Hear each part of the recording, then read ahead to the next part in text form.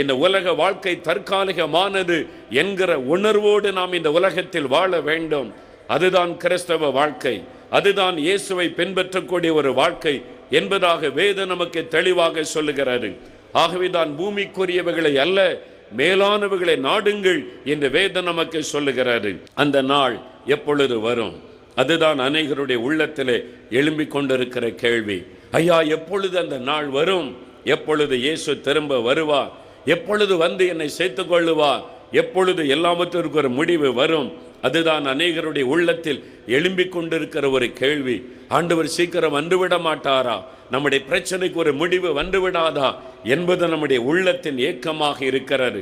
மனிதர்கள் மாத்திரம் அல்ல, தேவனால் சிருஷ்டிக்கப்பட்ட சிருஷ்டிகளும் கூட அவருடைய வருகைக்காக ஏங்கிக் கொண்டிருக்கிறது என்பதாக வேத வசனம் சொல்லுகிறது.